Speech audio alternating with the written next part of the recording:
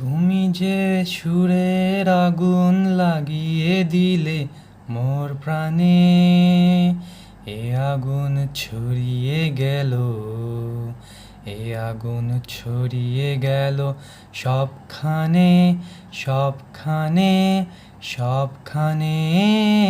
তুমি যে সুরের আগুন লাগিয়ে দিলে মোর প্রাণে। হ্যালো গাইস, এই গানটি আমার এক দর্শক শুনতে চেয়েছিল, আমি তাকে উদ্দেশ্য করে এই গানটি গেলাম। এবং কি এই গানের একটি মর্মার্থ আছে যা আমরা লিওনেল মেসির সাথে তুলনা করতে যাচ্ছি। আসুন আমরা সে সম্বন্ধে জেনে আসি। আজ আমরা মেসিকে নিয়ে কিছু কথোপকথন করব। মেসি, তুমি যে সুরের আগুন লাগিয়ে দিলে মোদের প্রাণে, যে আগুন ছড়িয়ে গেছে পুরো পৃথিবী জুড়ে। মেসিকে দেখে আমরা আমাদের ডেডিকেশন শিখতে পারি এবং কিভাবে হাইলি কনফিডেন্স হওয়া যায় লাইফে, সে জিনিসটাও আমরা শিখতে পারি। যে টানা 4টা ওয়ার্ল্ড কাপে ব্যর্থ হওয়ার পরও 5ম নাম্বার ওয়ার্ল্ড কাপ 2022 সালে কাতার বিশ্বকাপে সে কি তার নিজের সফলতাটাকে জাহির করে দেখিয়েছেন। কিভাবে দেখিয়েছেন আমরা সে সম্বন্ধে আলোচনা করব একটু। রবার্ট ব্রুস, যে কিনা 6বার যুদ্ধে হেরেও 7মবারে কিন্তু সে ঠিকই যুদ্ধে জিতেছিল। রবার্ট ব্রুসের জীবনের সাথে আমরা মেসির জীবনের একটা তুলনা করতে পারি, এমনকি মিল খুঁজে পেতে পারি। মেসি যে 2006 বিশ্বকাপে জায়গা পায়নি, 2010 বিশ্বকাপে অতটা ভালো খেলতে পারেনি, 14 বিশ্বকাপে সে ফাইনালের কাছে গিয়ে মানে বিশ্বকাপের খুবই কাছে গিয়েও সে বিশ্বকাপটা ছুঁয়ে দেখতে পারেনি। এবং কি তারপরে 15-16 কোপা আমেরিকা ফাইনাল হার, 2018 সালে ফ্রান্সের কাছে তাদের রাউন্ড অফ 16-এ ভরাডুবি, এবং কি 2019 সালেও সেমিফাইনালে কোপা আমেরিকায় ব্রাজিলের সাথে হার। এ থেকে বোঝা যায় মেসি কতটা স্ট্রাগল করেছে এবং কতটা ব্যর্থ হওয়ার পরও সে হেরে যায়নি। সে তার ডেডিকেশন এবং তার হাইলি কনফিডেন্স দিয়ে সে সামনে এগিয়ে গেছেন। কীভাবে এগিয়েছেন সে সম্বন্ধে আমরা কিছুটা আলোচনা করতে পারি। 2022 বিশ্বকাপ সৌদি আরবের সাথে তার কি প্রথম ম্যাচ, যে ম্যাচে মেসির দল ছিল কি হট ফেভারিট, তারপরেও তারা সৌদি আরবের কাছে 2-1 গোলে হেরে পরাজিত হয়ে গেলেন। তারপরও মেসি তার দর্শকের উদ্দেশ্যে একটা কথা বলেছিলেন, এবং কি মেসিকে নিয়ে অনেক ট্রল করা হয়েছিল সেখানে, যে where is Messi, where is Messi, Messi আমাদের পকেটে, মেসি চাঁদে, মেসি অমুক জায়গায়, মানে অনেক ট্রল করা হয়েছিল।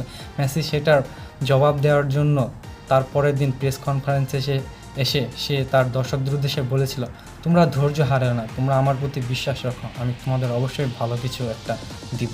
সেটাই মেসি তার কথা রেখেছে এবং মেসি তার প্রমাণ করেছে। আমি মনে করি মেসি যদি 2022 সালে সৌদি আরবের সাথে সেই রাউন্ডের ম্যাচটা যদি না হারতো, গ্রুপ পর্বের ম্যাচটা যদি না হারতো, তবে মেসি কোনো দিন বিশ্বকাপই জিততে পারতো না। সেই ম্যাচটা হারার পর থেকে মেসির মনে যে বিস্ট মোড জাগ্রত হয়েছিল, সেই বিস্ট মোড জাগ্রত হওয়ার পরই মেসি দেখিয়ে দিয়েছেন পরবর্তী যে কয়টা ম্যাচ আছে সব কটায় তিনি অনবদ্য, এবং কি সে তাকে ফিরিয়ে নিয়ে এসেছিল সেই 17 বছরের মেসির রূপে, যাকে জিস্কো গ্যাবার্ডিওল সেমিফাইনালে ক্রোয়েশিয়ার যে হাইলি করা একজন ডিফেন্ডার, সেও তাকে আটকে ধরে রাখতে পারেনি।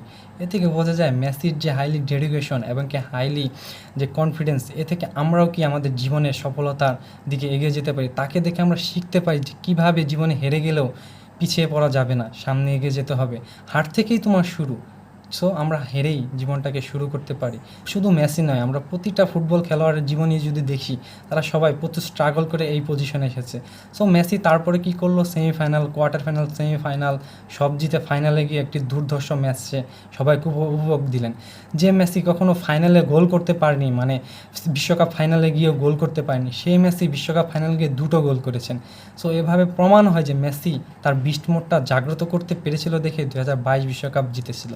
বিশ্বকাপ জিতা এক কথায় কি, অমরত্ব পাওয়া। সবাই বলতো মেসির কোনো আন্তর্জাতিক টুর্নামেন্ট নেই, আন্তর্জাতিক কোনো শিরোপা নেই। মেসি যখন কোপা আমেরিকা জিতে 2021 সালে, তারপরেও অনেকে বলতেছিল মেসির বিশ্বকাপ নেই। কিন্তু সেই বিশ্বকাপটাই মেসি যখন 2022 সালে উঁচিয়ে ধরলো, তখন তিনি প্রমাণ করে দিলেন আমি অমরত্ব জিততে পারি। বুঝতে পেরেছেন? সো এটাই মেসি তার কথা রেখেছে, মেসি আমাদের যে আশা দিয়েছিল সেটা রেখেছে। সো আমরা মেসির প্রতি আমাদের আর কোনো ওরকম কোনো আশা নেই। মেসি যা করেছে আমরা দেখেছি, আমাদের এখনও গর্ববোধ করি আমরা যে আমরা মেসির যুগের দর্শক। মেসির যুগে আমরা মেসি এবং রোনাল্ডোর যুগে আমরা নিজেকে জাহির করতে পেরেছি। মেসি যতদিন মাঠে খেলবে ততদিনই আমরা উপভোগ করে যাব, আমাদের কোনো বাধা নেই। হ্যালো দর্শক, আপনারা আজকে শুনলেন আমার প্রথম একটা গান এবং কি সেই গান থেকে আমি মেসিকে টেনে আনলাম। সো আপনারা আমাকে উৎসাহ দিন, আগ্রহ দিন। আমি আপনাদের প্রতিদিন, সামনে সিজন শুরু হচ্ছে, ইউরোপিয়ান কম্পিটিশনগুলোর খেলা শুরু হচ্ছে, আমি আপনাদের নিয়মিত আপডেট দেবো। আপনারা আমাদের পাশে থাকবেন, এমনকি লাইক ও সাবস্ক্রাইব দিয়ে আমাকে সাহায্য করবেন। ধন্যবাদ সবাইকে।